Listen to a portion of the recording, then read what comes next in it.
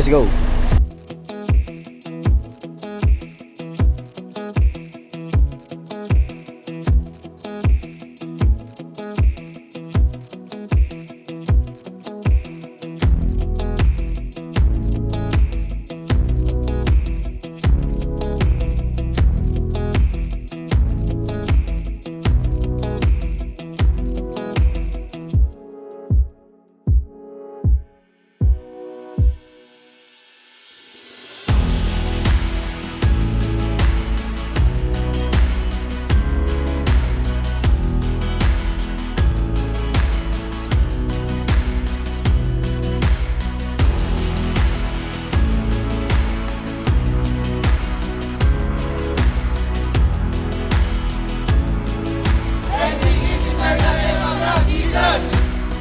So simulan natin ito sa isang pananalangin. I invite everyone to please stand. Tayo po ay manalangin. Panginoon na aming Diyos, maraming salamat po sa gabing ito.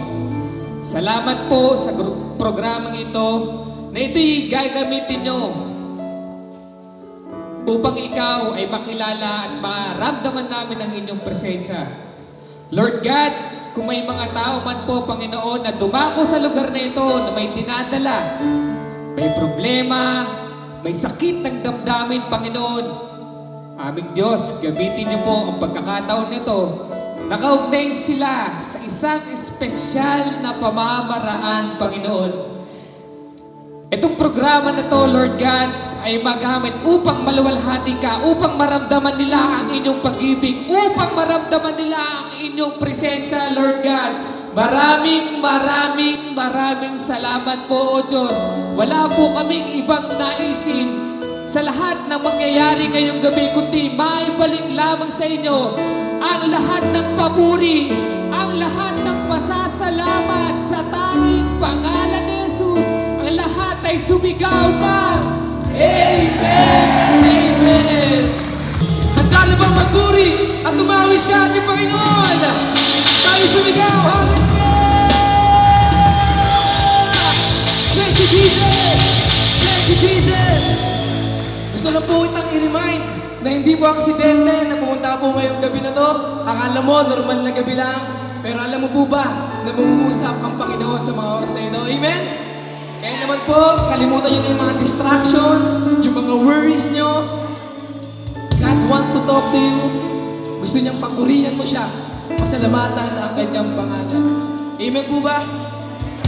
Let's feel the presence of our God. Huwag muna natin intindihin yung katabi natin. It's between you and God.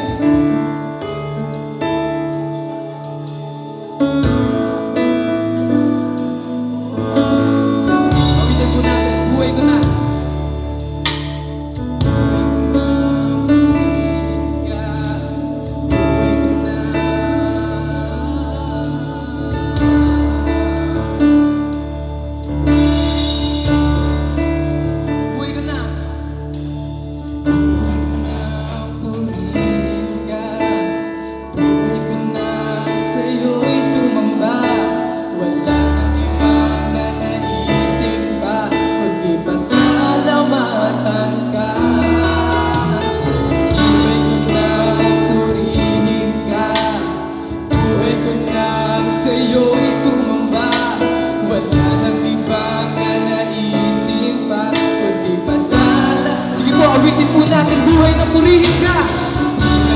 Yes, Lord. Buhay ko na sa iyo'y sumamba. Wala nang ibang nanaisin pa. Pwede po ba yung mas malakas pa? Buhay ko na purihin ka, Panginoon. Purihin ka. Buhay ko na sa iyo'y sumamba.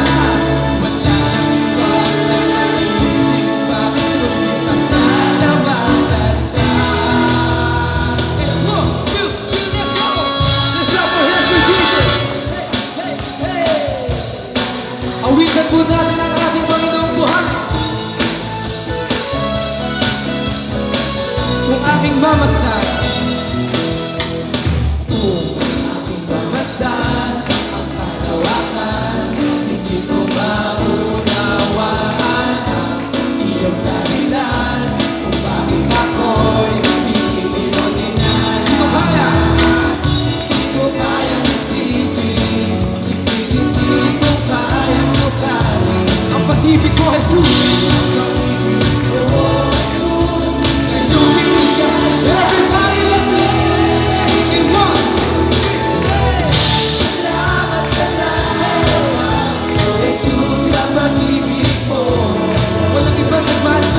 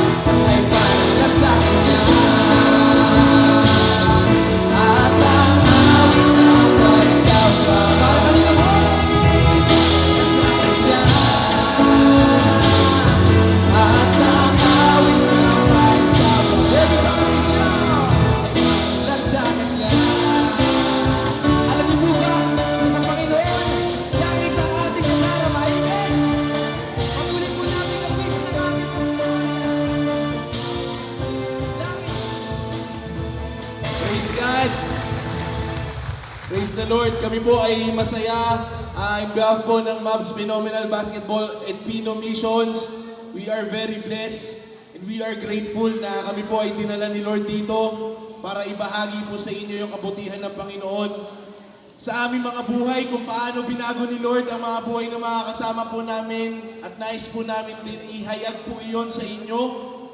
At alam ko po na meron po dito na maaaring tumatawag ka sa Panginoon na baguhin yung buhay mo ngayong araw na to, ngayong gabing ito, ngayong oras na to. Ngayon yun ipagkakalob sa inyo ni Lord. Amen? Kaya po, before ko po ibigay sa magsasalita po, and I know you are excited, I just want to share sa inyo po yung the very heart of the Bible, the very verse of the Bible, na kung saan nagpapakita ng pag-ibig ng Panginoon sa atin. Sabi po dito sa aklat po ng John 3:16, "For God so loved the world that He gave His only begotten Son, that whosoever believe in Him should not perish but have everlasting life." Gayon na lamang ang pag-ibig ng Diyos sa sanlibutan, kaya niya ibinigay ang kanyang nag-iisang bugtong na anak na si Jesus, upang ang sino pong sumampalataya sa Kanya ay hindi mapapahamak, kundi magkakaroon ng buhay na walang hanggan. Amen? Napaganda po nun. Nandito po kayo dahil gusto pong iparanas ng Diyos sa inyo ang Kanyang pagliligtas sa bawat isa. Amen po ba? Naniniwala po ba kayo na makakatanggap kayo ng kaligtasan ngayon from the Lord? Naniniwala po ba kayo na makakatanggap kayo ng kagalingan galing sa Panginoon? Ipagkakaloob po ni Lord sa inyo yon sa gabing ito. You have to believe, just to believe and trust Him. Maniwala na Siya ay namatay para sa ating lahat. At I do believe sa gabi pong ito, ang tagapagsalita po natin is very excited din po na i-share sa inyo kung gaano kabuti ang Panginoon sa kanyang buhay. Alam ko po na kilala nyo na po yung magsasalita sa atin dahil naririnig nyo na po siya. For so many years ago, naririnig nyo na po yung salitang o yung pangalang Coach Mav. Sino po nakakilala kay Coach Mav? Kilala nyo po ito, and alam nyo po, sa loob ng ilang taon, napakadami pong ginawa ng Panginoon sa kanyang buhay. Maaaring kilala nyo po siya as vlogger, as basketball player, pero sa gabi pong ito, mas makikilala nyo po siya bilang tagapaghayag po ng salita ng Panginoon sa gabing ito. Handa na po ba kayo? Excited na po ba kayo mapakinggan ang salita ng Diyos? Kaya po, let us all welcome. Wala pong iba kundi si Coach Maverick Bautista ng Mavs Phenomenal.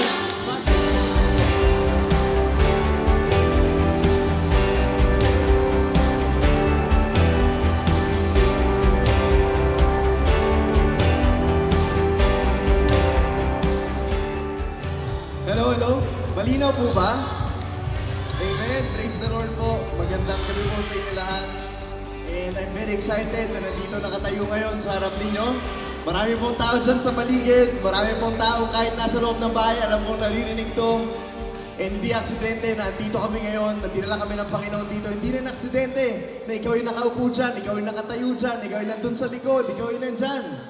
Hindi aksidente sa mga nagtitinda sa paligid. Hindi aksidente na ikaw yung nag-ayos ng ilaw, ng sounds. Hindi aksidente na ikaw yung kinuha para mag-guide sa pagpasok namin. And itong mensahe na to, hindi lang para sa mga nakaupo. Maging para sa akin, maging para sa mga kasama ko. Kaya bago po tayo mag-umpisa, manalangin po muna tayo. Lord, thank you for this evening, Lord. I pray, Lord, for those people, Lord, na magbukas ang puso nila, Lord. I pray, Lord, na sa pagdala mo sa kanila dito, Lord, maging malinaw sa kanila, Lord, bakit sila nandito at nakakarinig ng mga ganitong salita. Lord, ipaliwanag mo sa amin, Lord. Make it clear in our lives, Lord. And ngayong gabi na to, please bless me with the wisdom, Lord. Ikaw ang magsalita para sa akin, Lord. And bawat salita na bibigkasin ko ay pumasok sa puso ng bawat isa. Lord, inaangat namin ang pangalan mo. Tanging ikaw lang sa buhay namin. In Jesus' name, Amen. Magandang gabi po sa inyo lahat. And gaya po ng sinabi ko, it's not an accident that you are here. And itong mensahe ko po na to, katulad din po ng sinabi ko, hindi lang para dun sa mga bumiyahe, sa mga taga-ibang lugar, maging yung mga taga dito, maging yung mga kasama ko bumiyahe dito. And it also doesn't matter anong religion mo nung pumunta ka dito. Because tonight, Jesus will be offering a personal relationship with you. This is not about any religion. This is about you and God. Yung relationship mo sa Kanya. He wants you. He wants your heart. E dinala ka niya dito. And ngayong gabi na to, marinig mo yung mga dahilan kung bakit. Some of you will experience, makinig po tayong lahat. Some of you will experience a new birth. Ngayong gabi, ipapanganak ka muli. Do you believe that? Some of you will experience na ipanganak muli. And that's a big question sa ating lahat. Nung narinig ko yun, sabi ko, ano ibig sabihin nun? And some of you, na-experience yun na to from the years na nakaraan. Na-experience mo na nung naramdaman mo yung saving grace ng ating Panginoon. And the Lord is reminding you para hindi ka lumayo. But sadly, I'm going to be honest. There will be some of you who will go home na parang hindi nyo narinig to. And I pray na hindi ikaw yun. I pray na hindi ka uwi ngayong gabi without opening your heart sa ating Panginoon. San ka sa tatlo na yun? Ikaw ba yung makaka-experience something new? Ikaw ba yung naka-experience na at pinapaalala sa'yo ng Panginoon? Or ikaw yung uuwi na parang wala kang narinig? Sabi sa Proverbs 14, verse 12, maaring sa tingin mo ang daang tinatahak mo ay matuwid. Ngunit kamatayan pala ang dulo nito. Sa English po, there is a path before each person that seems right, but it ends in death. Walang ibang pupuntahan kundi kamatayan. Yung akala mong maganda, masaya, mabango, masarap, madami, malaki, will lead you to death. And you know what is death? Alam niyo ba ang ibig sabihin ng death or kamatayan? It's not actually just dying physically, but it's the separation from God. Yung mahiwalay ka sa Panginoon, that is death. Yung mahiwalay ka sa Panginoon sa araw-araw mong buhay, that is death. Hindi lang basta yung mawalan ka ng buhay physically. And if I'm going to be straightforward, most of us, or some of us here, we are dead. Some of us here, you're away from God. You're separated from God. The problem is not your wife. Hindi problema yung asawa mo. The problem is not your work. Hindi problema yung trabaho mo. Hindi problema yung sitwasyon mo. Hindi problema yung kulang ka sa pera. Hindi actually yun yung problema. The problem is, you are separated from God. And that's why all of the things na ginagawa mo, it seems useless.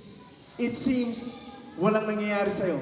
Kasi akala mo yung problema mo ito, but actually, your problem is you do not have God in your heart. And that's reality. That's why sabi ko, hindi aksidente na dinala ka ni Lord dito ngayon. You have to hear this one. Though you breathe, sino po sa atin na nakakahinga ngayon? Inhale, exhale. Though you breathe, you're dead. Though you walk, naglakad ka papunta dito, but you're dead. Though you work, you run a business, ang dami mong ginagawa, you play basketball, sinet up mo yung lights and sounds, whatever you do, you're dead. Because you are separated from God. And hindi yan ang gusto ng Panginoon para sa ating lahat. The Lord wants you. The Lord wants your heart. The Lord wants a relationship with you. Kaya Kanya dinala dito. And you have to believe that God sent you here. Because tonight, you will be saved. Naniniwala ka ba doon? And there are plenty of things na ginagawa natin, but it doesn't give you life. Because life is only found in Jesus. Sa Panginoon mo lang matatagpuan yung totoong buhay. And I pray na habang nagsasalita ako dito, unti-unti nakukuha na yung attention mo because God wants to talk to you. That's why you don't see God. That's why you don't feel God. That's why you don't experience God. Pakiramdam mo, wala ka ng pag-asa. Why? Again, because your spirit is dead towards God. Yung espiritu mo is patay. Hindi nakakonekta sa Panginoon. And how many of us, gumigising tayo araw-araw, but we actually don't know what to do. It's like a routine. Papasok sa trabaho, mag-commute, pagtapos uwi. Pag uwi, galing school, mag-basketball, matutulog, pagising, it's just the same old routine. You don't really know where you're going. Hindi mo talaga alam para saan yung kinikita mong pera. Hindi mo talaga alam bakit ka merong bahay. Hindi mo talaga alam bakit ka nagsusumikap. Because your spirit is dead towards God. And without the Spirit of God in your life, it's useless. Lahat na makuha natin sa mundo na to, kahit anong makuha mo, kahit anong ma-achieve mo, if you do not have God, In the end, it's useless. Walang pupuntahan. And you don't see the things of God. Hindi natin nakikita yung mga bagay ng Panginoon. You don't see the hand of God. When someone, may kakilala ka, talks about God, ang tingin mo sa kanya, baliw, because you don't believe. Ang tingin mo doon sa kaibigan mo na nagsasabi tungkol sa Panginoon, hindi mo ko naintindihan, hindi yan yung problema ko. Why? Bakit? Tingin mo, hindi siya practical. Kasi kapag may problema ka, ang sinasabi niya, you just have to believe, pray. And some people even say, ano ipapakain mo sa anak ko? Dasal? Do you even say that? You do not challenge God. Huwag natin gagawin yun. At ba't natin hindi nakikita yon, guys? Listen to this one. Ba't hindi mo nakikita yon? 2 Corinthians 4 verse 4, sabi dito, Satan, Satanas, who is the God of this world, ang naghahari-harian sa mundo na to, has blinded the minds of those who don't believe. Binulag nila yung mga tao, binulag niya kayo.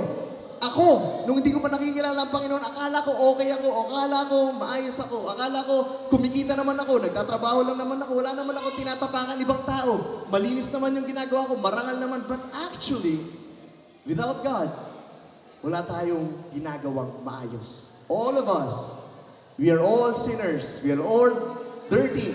Lahat tayo madumi, lahat tayo makasalanan. And that's why God sent you here. Gusto kanyang linisin. And they are unable to see the glorious light of the good news. Itong mga binulag ni Satanas, they cannot see the good news. That's why kahit naririnig nila to, they don't understand. Kahit naririnig nila to, hindi nila to pinapansin. Kahit naririnig nila to, they walk away. And I pray that you will not walk away tonight. Hindi ka haalis dito. Most especially dun sa mga parents. Ang daming kabataan dito. You can guide your kids. Kids, kayo mga kabataan, naririnig nyo to. I pray na habang sa tumatanda kayo, hanapin mo ang Panginoon sa buhay mo. Hindi na para makulong ka pa, hindi na para pagdaanan mo yung dinaanan ni Pastor Billy, ni Kuya Ron. If you will get to know Christ, Jesus Christ, in your life, God can change your life. They don't understand this message about the glory of Christ. Guys, listen. Satan doesn't care if you become poor or rich. Walang pakialam actually si Satanas kung yumaman ka o maging mahirap ka. No, he doesn't care. What he wants is for you to be separated from God. Yun lang naman ang gusto niya. Mawala ka sa linya ng Panginoon. And people who rely on money and possessions, you are in great danger. I did not come here. Hindi ako tumayo dito to give you comfort. I tell you, pumunta ako dito asking strength and courage from the Lord. Lord, give me the strength na magsalita ng diretso, straight to the point sa mga tao. Walang paligoy-ligoy. Telling them that they are sinners, that they need you. Na kailangan kanila. And habang bumabiyahe ako dito, the Lord gave me that strength. Kaya ako ito nasasabi, it's because of the Lord. It's not because magaling ako or pinipilit kong maging magaling or malakas. But the Lord is giving me courage to be straight to the point sa inyong lahat na nakikinig. Actually, kahit doon sa mga kasama ko. To everybody. To everyone. Pero sa kabila ng lahat ng sinabi ko na parang nakakatakot, I have good news for you. You are blinded, nabulag ka, but God sent you here. In John 6 verse 44, sabi dito, for no one can come to me unless the Father who sent me draws them to me. Walang makakalapit kay Jesus Christ hanggat hindi dinadala ng Panginoon yung tao na yon kay Jesucristo. And the person coming to Christ, ang isang tao na lumalapit kay Jesucristo, is being led by God through the Holy Spirit. Dumating ka dito, hindi dahil sa kaibigan mo, hindi dahil napanood mo lang yung video ko na nag-i-invite ako, hindi dahil may kaibigan ka na nandito, hindi dahil meron kang parent na nag-invite sa'yo, hindi yun ang dahilan. God sent you here. That's the good news. He is making your spirit alive. God is making your spirit alive. It's not your own doing. Hindi mo yang ginusto. Hindi mo nga alam kung ano to. But God, in that specific moment, binigay ka niya ng desire para pumunta dito, para bumiyahe dito, mataas man yung gasolina, nag-effort ka. Because God gave you the desire para pumunta dito. Kaya kung sino lang yun nandito ngayon, ibig sabihin, eto lang yung dinala ng Panginoon. And that's why I'm grateful. Hindi natin kailangan mapuno itong lahat. Ang importante, dumating dito yung galing sa Panginoon. And that's you. Naniniwala ka ba doon? That's you. And this message is not only for kids. Bata, matanda, babae, lalaki, mayaman o mahirap. SK ka man, chairman ka man dyan, or wala kang kinalaman sa politiko. It doesn't matter. This message is for you. Because God wants to save you. And that's the good news. God gave you the desire. God sent you here to hear this message. At hindi to dahil sa sarili mong kagustuhan.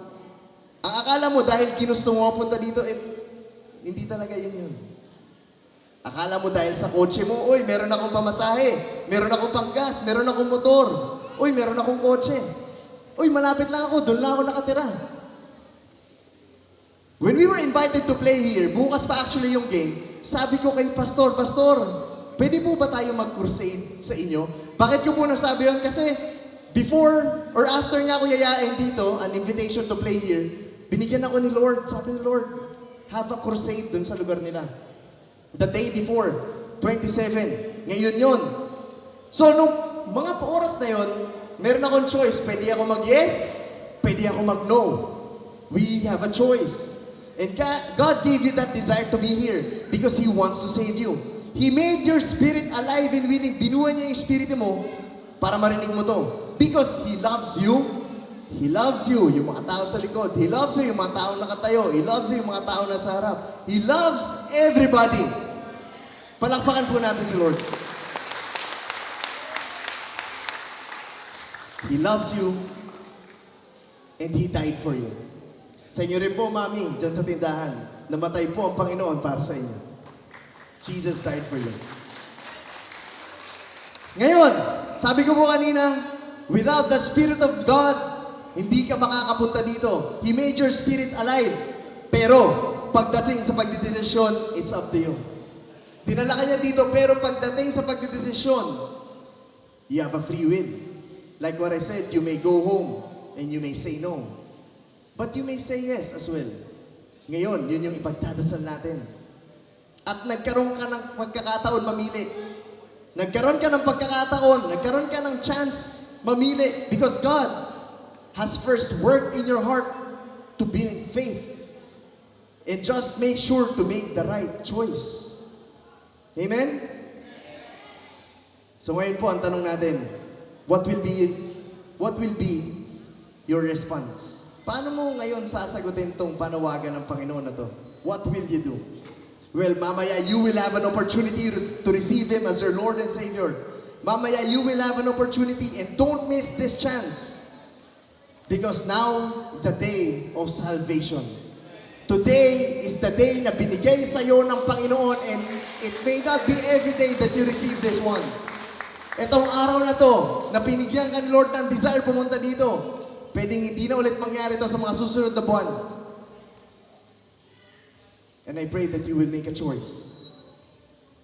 Guys, before po ako matapos, meron po isang tao sa Bible. His name is Nicodemus. Sino si Nicodemus? Tinawag siya ni Jesus na teacher of Israel. Si Nicodemus ay isang respetadong tao. Wealthy, mayaman, leader. Highest level of authority in Jewish life. Mataas yung authority niya.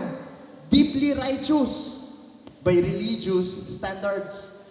Sa pamamaraan ng relihiyon. Relihiyoso itong tao na to. Nag-fasting siya twice a week. Nagfa-fasting siya twice a week. Sino sa atin yung gumagawa ng ganun ngayon? He gave his tithes, all of his income, lahat ng income niya, binigay niya yung 10% ng lahat ng yun. He prayed 2 hours per day. Sino yung gumagawa sa atin nun? Pero kahit ganun, nagulat siya sa sinabi ni Jesus. Ang sabi ni Jesus, Nicodemus, hindi sapat lahat ng ginagawa mo. Because this is not about religion. This is about you having a personal relationship with me. This is about you being born again. In John 3 verse 3, sumagot si Jesus, sinasabi ko sa iyo ang totoo. Sabi ni Jesus kay Nicodemus, sinasabi ko sa iyo ang totoo. Hindi mapapabilang sa kaharian ng Diyos ang hindi ipinanganak muli. And you have to be born again. So ano ibig sabihin ng pagiging born again? They are born not with a physical birth. Hindi yung pinanganak ka physically. Kung paano ko pinanganak noong una, ganun ulit. Hindi. Actually, tinanong ni Nicodemus yun, nalilito siya. The teacher of Israelites, yung pinaka-respetadong tao, nalilito, hindi niya alam yung pinagsasabi ni Jesus Christ. But it's a birth that comes from God. your spirit. You will have a new spirit in you. A new birth. And yun yung pinunta nyo dito ngayong gabi na to. Maring di mo alam yun. Maring akala mo gusto mo lang tumas yung kamay, gusto mo lang umiyak, gusto mo lang makipagkantahan sa amin. But actually, dinala ka ni Lord dito because tonight, He will give you a chance na ipanganak muli. And paano mo malalaman na ipinanganak ka muli? 2 Corinthians 5:17, sabi dito, therefore, if anyone is in Christ, he is a new creation. Pag na kay Kristo ka na, ikaw ay bagong nilalang na. The old is gone. Tapos na yung dating ikaw.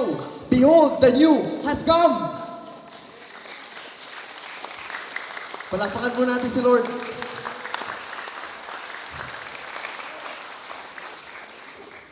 That is how you will know you've been born again. There's a change of heart. May bago sa puso mo. May bago sa pag-iisip mo. Hindi na yung dating ikaw. Bago ka na. Kay Kristo ka na. Tapos na yung dating ikaw. Hindi ka na alipin ng kasalanan.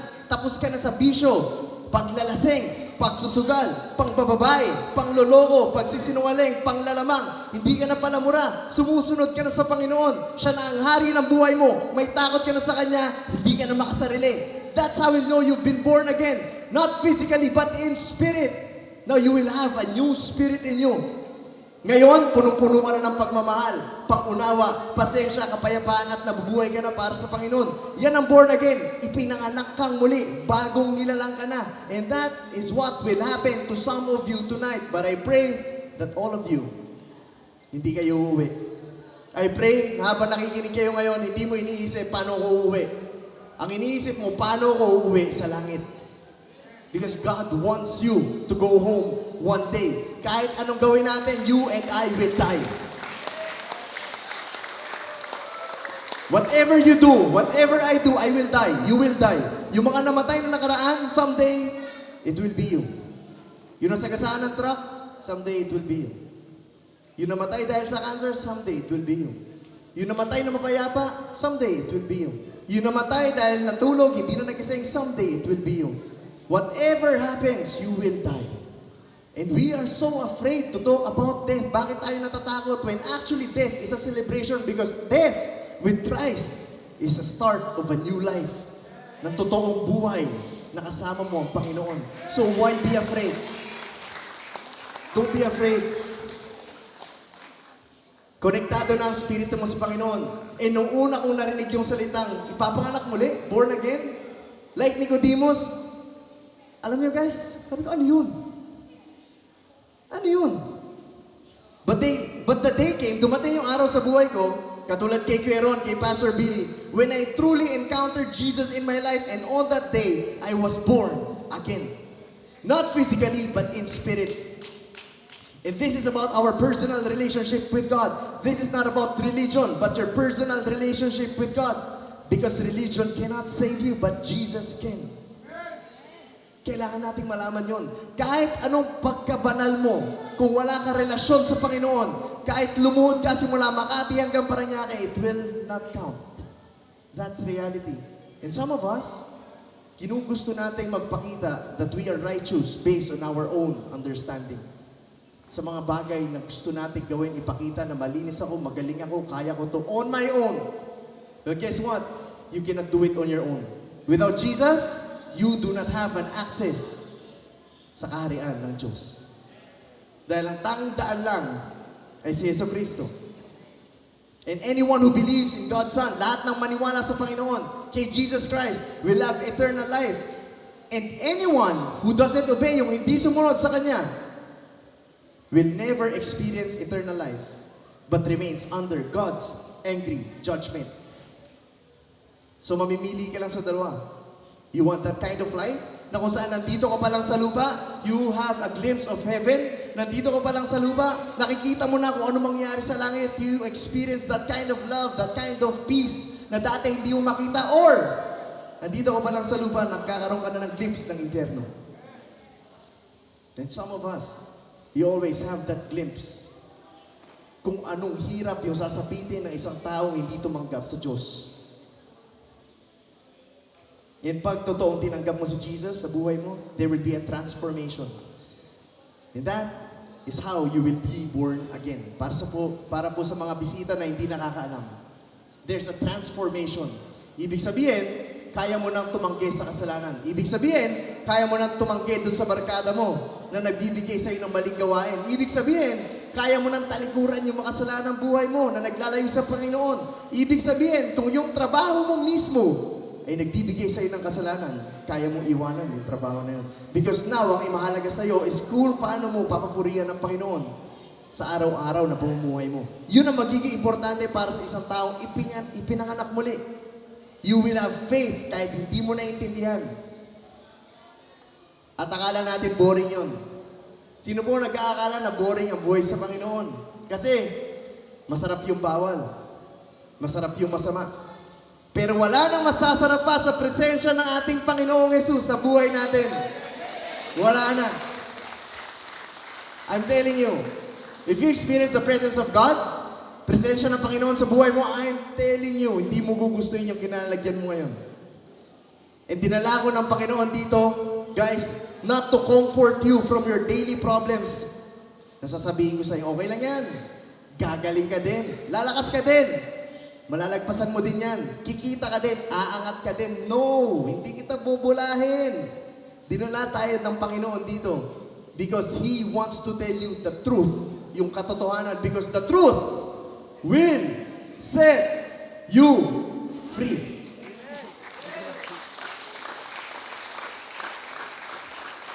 So, if pumunta ka dito, punta ako doon, may praise and worship doon, iiyak ako doon, mararamdaman ko si Lord.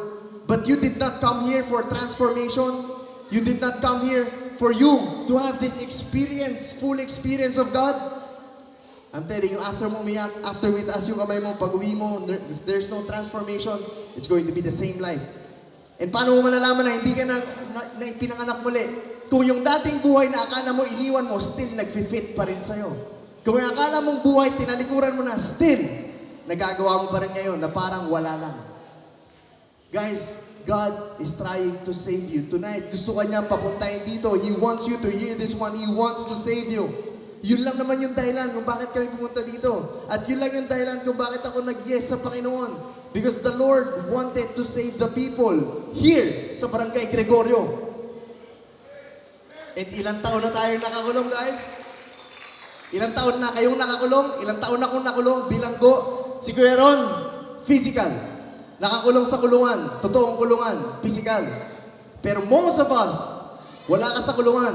But you are a prisoner of sin. Ilang taon ka nang nakakulong sa kasalanan. Bilanggo, alipin ng kasalanan. Hindi ka makakawala. Every year, may New Year's resolution ka. Pero, balik lang na balik sa dati. Because you cannot change yourself. Hindi mo kayang baguhin ang sarili mo. Hindi mo kayang baguhin yung kaibigan mo. Hindi ka kayang baguhin ang nanay mo. Hindi ka kayang baguhin ang tatay mo. Pwede kang pagalitan, pwede ka sumunod dahil natatakot ka, pero walang transformation.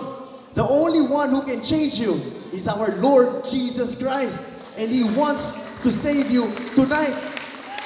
Now, Jesus wants to break that chain that holds you from being free. Jesus wants to break that chain. Gusto niya ikaw pakawalan ngayong gabi na to. Ang tanong, gusto mo ba? You have to be willing. Binuhay ni Lord yung spirito mo, pinapunta ka dito, but you have to make a choice.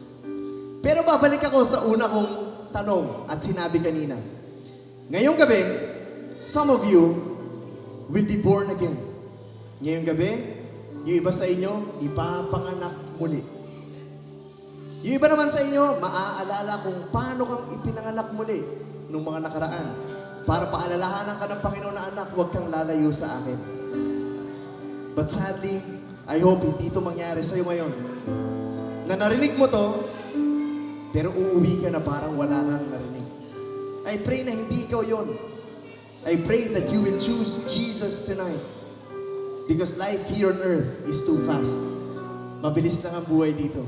Nung nakaraan lang, nag-Noche Buena kayo. Nung nakaraan lang, nagpaputok kayo. March na. 3 buwan na kaagad yun. 3 buwan pa, June na. 6 months na lang. Pagdating na June, Pasko na ulit.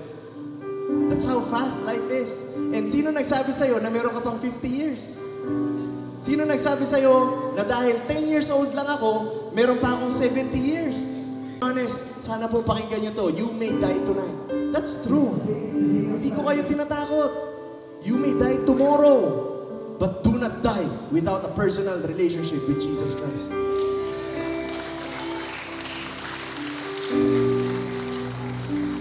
And die like Jesus, He died publicly.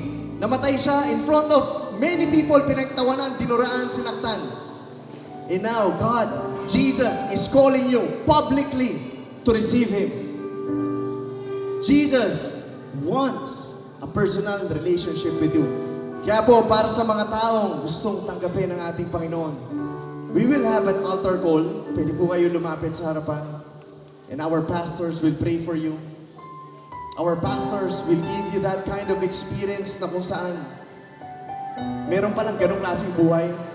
The kind of experience na akala mo imposible. Yung totoong pagbabago. Yung dating madumi na nilinis na katulad ni Kuya Ron na binanggit niya kanina. Now as you walk in front, wag po kayong mahiya. Mga taong nasa gilid, wag po kayong mahiya. Wag niyo rin pilitin yung kasama mo. It should be voluntary. Guys, wag kayong mahiya. When Jesus died for you, it's in public shame. Ang pinakamalalang kamatayan, hinarap ng Panginoon para sa iyo, ipako sa krus. And if you will receive Him, He calls you publicly. And if you want to receive Jesus, have a start of this relationship na binabanggit natin ngayon. You may come in front. And God is talking to you right now. Huwag ka mahiya. Huwag mo isipin yung kaibigan mo kung ayaw niya, but God is talking to you. Huwag mo isipin yung tatay mo kung nandyan siya, kung nahihiya ka sa kanya. Huwag mo isipin yung ibang tao. It's because it's a personal relationship. And I pray na hindi ka nakipagkantahan lang. I pray na hindi ka nakipagtaasan lang ng kamay, nakipagtawanan lang ngayong gabi. Come on, you may stand up. And God is calling you right now. Pwede ka nang lumakad. Kahit ikaw yung pinakauna, huwag ka mahiya. Kahit ikaw yung pinakauna, huwag ka mahiya. Because this is about a moment with God. Lapit po tayong lahat. Maraming salamat po. Sige po, yung mga hindi pa po lumalapit, pwede po kayo lumapit. Huwag po natin ito ikahiya. Kasi hindi ka kinahiya ng Panginoon nung namatay siya para sa'yo. Hindi ka niya kinahiya nung namatay siya para sa'yo. Ngayon, huwag mo siya ikahiya sa pagtanggap mo sa Kanya. You want to have this kind of life. The life of being born again in spirit. Ipapanganak ka muli kahit po yung mga nasa labas. If you have this heart, binubuksan ni Lord ang puso mo, nandiyan ka kayo sa labas, nag-iisip ka, pupunta ka ako hindi, baka mahiya sa akin, or nag-iiya ako sa mga kaibigan ko, magmumuha ako 40, magmumuha ako 120, magmumuha ako kung paano ko na-experience ang Panginoon at mga tao iniligtas ng Panginoon, that is what you will experience tonight. Inibukas po natin ang ating mga puso. Ibukas po natin para sa Panginoon. Hindi para sa ibang tao. Just you and God. Kailangan mo po na magkaroon ng personal na relasyon sa ating Panginoon. Kailangan mo siyang tanggapin sa iyong puso. Kailangan mo siyang papasukin sa iyong buhay. Kailangan mong magsisi sa iyong kasalanan. Aminin mo na ikaw ay makasalanan. Sabihin mo sa Kanya, Panginoon, patawarin mo po ako sa aking mga kasalanan. Tanggapin mo si Jesus bilang personal mong Diyos at tagapagligtas.